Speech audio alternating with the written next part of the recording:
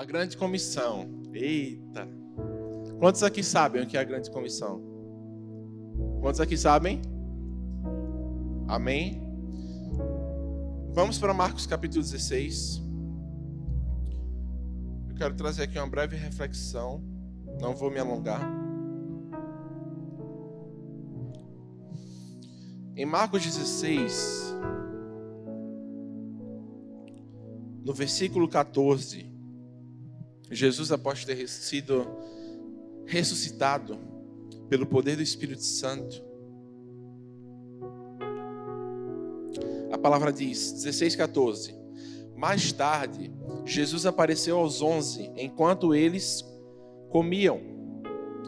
Censurou-lhes a incredulidade e a dureza de coração, porque não acreditaram nos que o tinham visto depois de ressurreto. E disse-lhes, vão pelo mundo todo e preguem o evangelho a todas as pessoas. Pai, eu oro nesse momento por essa reflexão, por essa palavra, que o Senhor possa falar conosco, que o Senhor possa nos direcionar.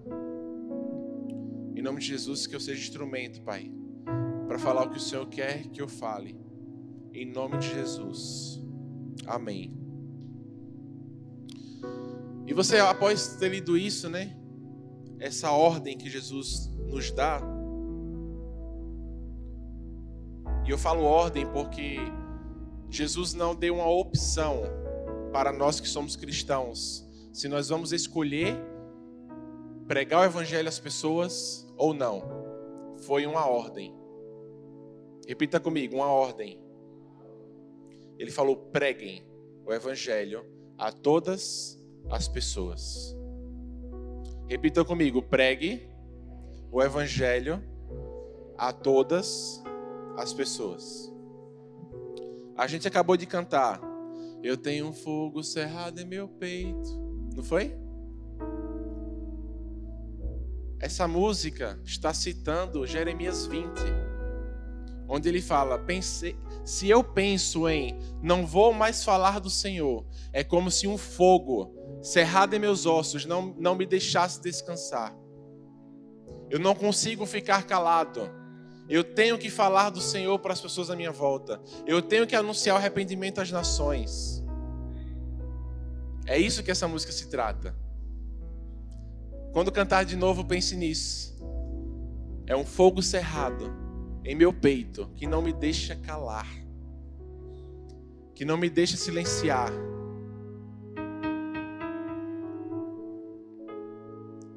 E você pode se perguntar, qual é a conexão entre isso, que é muito legal, é muito interessante ouvir sobre a grande comissão, e oração? Até porque estamos em um culto de oração. Mas tem tudo a ver. Um crente que ora é um crente que evangeliza. Um crente que se expõe à presença de Deus é um crente que evangeliza. A reação de um coração que é exposto à glória de Deus é uma reação de amém, eu amo esse lugar, mas eu quero que outras pessoas tenham acesso a isso.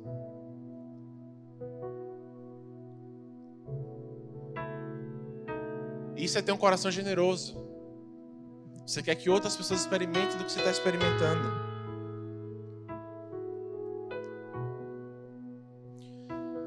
Em Apocalipse 5, e eu vou citar aqui para vocês, fala bem assim: eis que vejo uma figura, eu estou aqui parafraseando, tá? Não é exatamente como eu vou falar, mas eis que vejo um cordeiro com a aparência de que esteve morto, e ele contém as chaves e tal, e ele começa a falar sobre esse cordeiro, e aí fala, e os 4 anciãos se prostram aos seus pés, e eles possuem harpa e taça. Eles possuem uma harpa e taças em suas mãos. E essas taças contêm cinzas, que são as orações dos santos. E eles cantam um cântico novo. Digno é o Cordeiro de receber honra, glória, pois compraste para si povos de toda língua, tribo e nação. Ou seja, um coração que ora, que busca o Senhor, que se expõe à adoração, é um coração que exalta Jesus pelo que Ele fez e está fazendo, que é o quê? Comprando vidas com o seu sangue. Já derramou, já foi derramada. E esse processo dessas pessoas de toda língua, tribo e nação se ajuntarem à família de Deus, envolve eu e você. Um coração que ora ressalta a herança de Jesus entre os povos.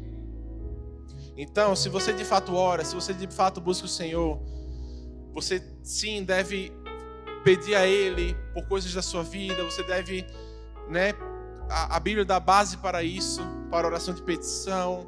Senhor, traz o pão. Mas lembrem-se que antes de pedir o pão, a gente pede: seja feita a tua vontade, assim na terra como nos céus. E Ele fala: o pão nosso de cada dia nos dai hoje.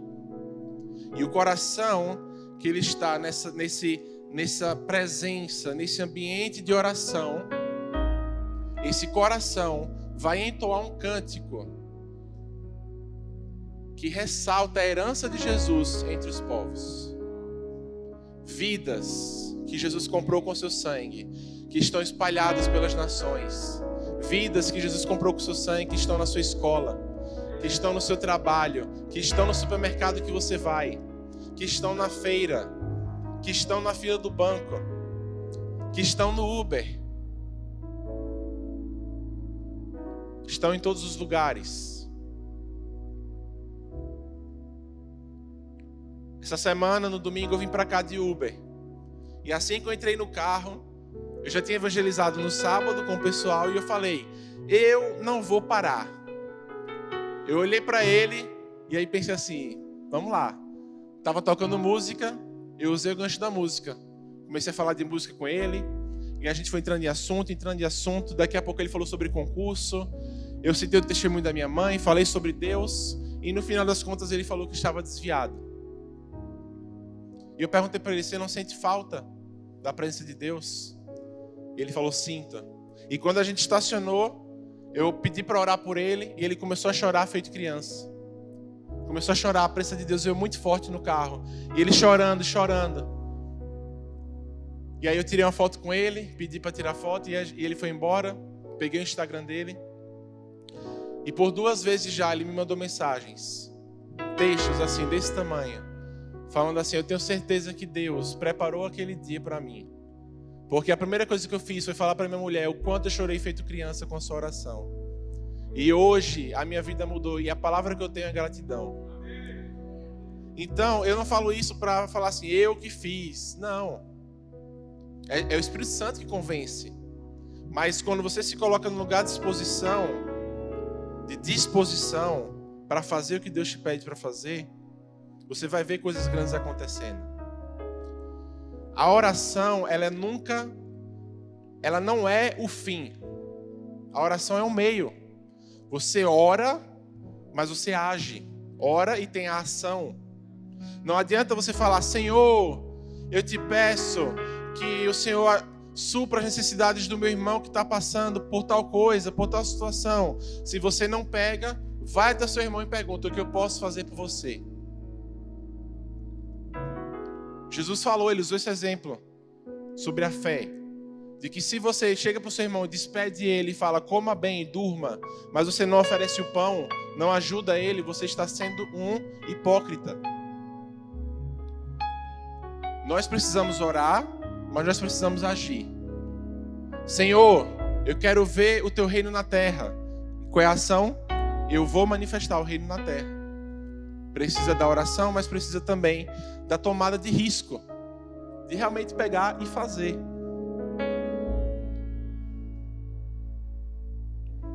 Essa é a conexão entre oração e a pregação do Evangelho. E isso é atual. Nós estamos vivendo em um tempo onde o próprio Abacuque, ele falou: escreve a profecia, pois ela fala do fim dos tempos. E ele começa a repreender os malfeitores, os ímpios, começa a falar do que o Senhor está mandando eles se arrependerem. E chega no versículo 6, se eu não me engano, ele fala: e a terra será cheia da glória de Deus e do seu conhecimento, como as águas cobrem o mar. Sabe o que é interessante? É que em Mateus 24, se você quiser abrir aí, nós estamos estudando Mateus 24, nessa série dos sinais da volta de Jesus. E olha a sincronização, a sincronia que o Espírito Santo fez, onde Abacuque fala sobre o fim dos tempos, repreende o povo e fala sobre a glória de Deus. Olha o que fala. Mateus 24 fala, né? Vocês estão vendo tudo isso? Garanto que não vai ficar pedra sobre pedra. E aí quando é no versículo 9... Não, no versículo 6, ele fala, né? Vocês ouvirão falar de guerras, vocês ouvirão falar de rumores de guerras, perseguição, ódio, nação se levantará contra nação. Tudo isso será o início das dores.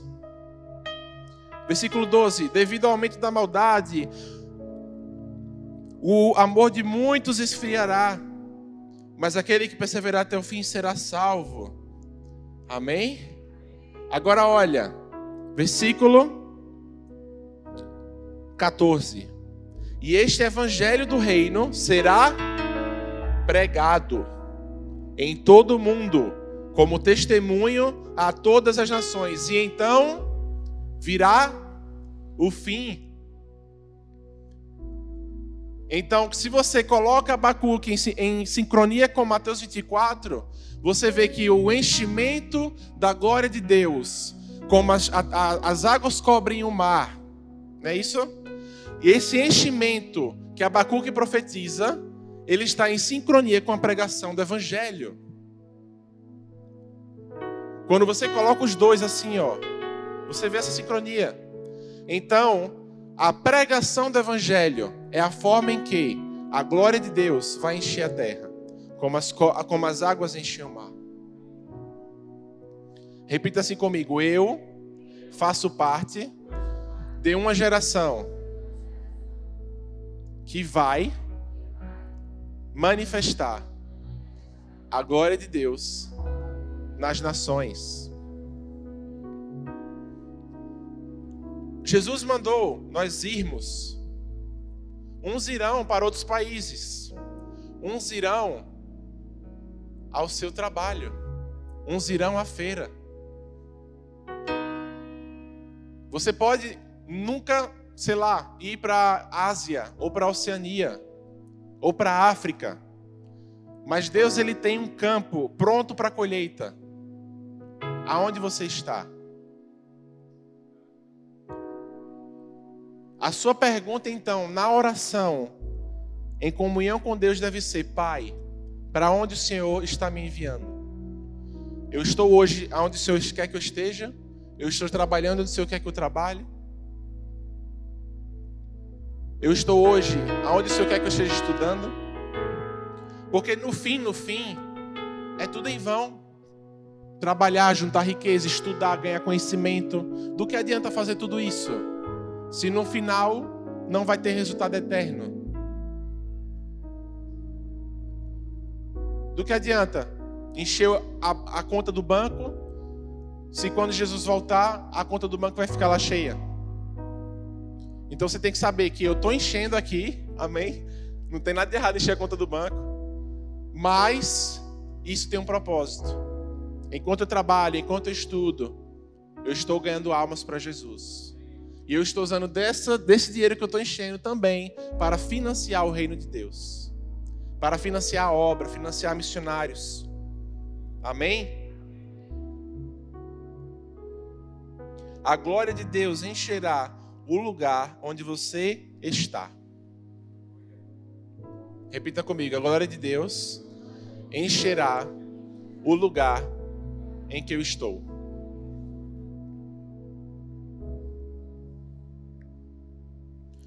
Vamos ficar de pé?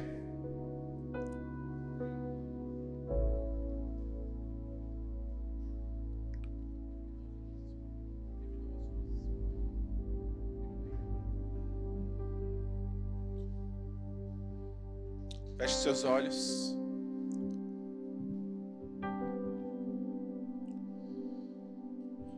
De tudo isso que eu falei, não se trata de apenas explicar um assunto ou um tema, mas sim de você entender